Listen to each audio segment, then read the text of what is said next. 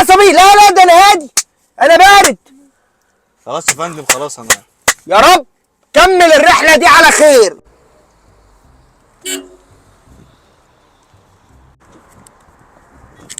مساء الخير يا فندم. مساء النور. ازي حضرتك؟ محمد. يا فندم. على فين بقى ان شاء الله؟ ايه يا فندم؟ حضرتك رايح فين؟ ما هو باين عند حضرتك في اللوكيشن. لا انا بتاكد منك بس، لان في ناس ساعات بتحط اللوكيشن غلط وكده، فيعني لو اللوكيشن بتاعي مظبوط امشي عليه. لا لا يا فندم امشي على اللوكيشن. شايف حضرتك يعني مشغول، بتشتغل ايه؟ هو ده يخص حضرتك في ايه؟ لا انا عادي، انا بحاول افهم، يعني في ناس برضو ايه بندي بعض معلومات، عميل بيركب معايا شغال في مجال معين فبيتناقش معايا بتناقش معاه، نستفيد من بعض يعني. ممكن حضرتك تخليك في الطريق يا فندم. تمام. حضرتك بقى متجوز؟ شكلك لسه صغير يعني. هو ده هيفيد حضرتك في ايه؟ انا بسالك عادي يعني، اصل امي عايزه تجوزني وانا داخل في الموضوع ده قريب، وقاعده هي وخالتي عمالين يشوفوا العروسه، فانا عايز اعرف يعني، بسال الشباب وكده ايه رايهم في الجواز. ربنا يوفقك ان شاء الله، ودور على بنت الحلال وان شاء الله تتجوزها. انت كده بقى رايح شغلك ولا مروح البيت؟ يعني المكان اللي احنا رايحينه ده مكان شغلك؟ استغفر الله العظيم. مكان شغلي يا فندم، مكان شغلي.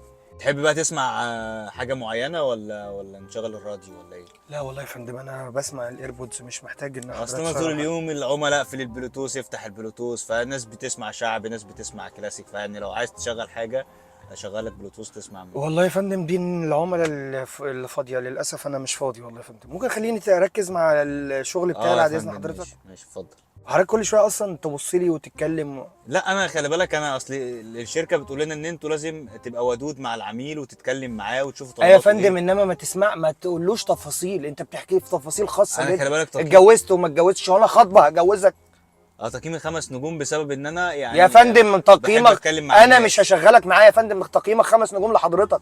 بعد اذن حضرتك خليك مركز في السواقه، خلينا المشوار الاخضر ده.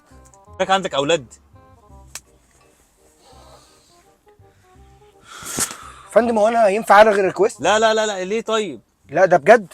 لا بجد انت كده تعمل لي مشكله، لا ما هتلغي هو حضرتك لي. بتسالني عندك اولاد ليه حضرتك؟ لا لا خلاص، لو كلامي معاك مضايقك خلاص انا ما هسكت. حضرتك فاتح مدرسه جديده هتقدم لهم فيها يعني؟ لا يا فندم عادي بقى، بندردش مع بعض. يا فندم ده سابع مره ولا تامن مره تقول لي كده. حبيبي ولا الو. يا بابا. يا سوسو حبيبتي. ايه الاخبار؟ لا يا بابا. لا العربية عطلت وركب اوبر، ركب مع سواق تنح. يعني انا مش عارف اقول لك. حضرتك بتكلمني يا فندم؟ لا لا يا حبيبي، لا لا انت من الناس المحترمة جدا. بس سامعك بتتكلم، انت بتقول لي لا على لا الطريق ولا حاجه؟ لا لا لا مش على الطريق، بتكلم يا حبيبي. معلش ما خدش بالي من الايربود، معلش. بصي مركز معايا في المكالمة، وبصي يعني مش عارف اقول لك ايه. كل شوية حضرتك متجوز، حضرتك مش عارف ايه. ما شفتش بكاسة اكتر من كده. عارفة بفكر انزل، انا خلاص جبت اخري. ماشي يا سوسو، ماشي يا حبيبتي. يلا يا بابا خلي بالك من نفسك. ماشي. هي مين سوسو دي؟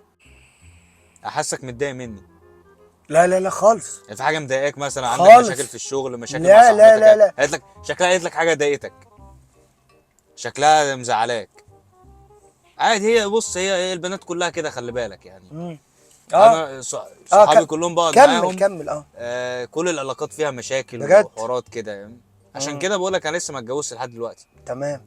وايه تاني؟ انا اجي اسوق وانت تكلمني عن نفسك؟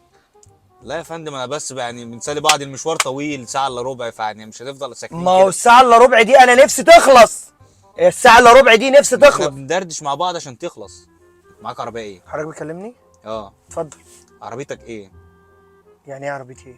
شايفك بتتكلم بتقول عربيتي عطلانه ومش عطلانه، فانا هو المشكلة بقى اليوم الازرق، للاسف والله اليوم الازرق الاخضر اللي ما طالع له شمس ان العربية تعطل عشان اركب مع حضرتك. ابوس ايديك خليك مركز في الطريق يا اما تنزلني. لا يا فندم خلاص، انت حضرتك يعني عصبي ليه كده؟ انا عصبي؟ لا لا ده انا هادي، انا بارد. خلاص يا فندم خلاص انا. يا رب كمل الرحلة دي على خير يا رب. خلاص يا فندم قرب نوصل خلاص.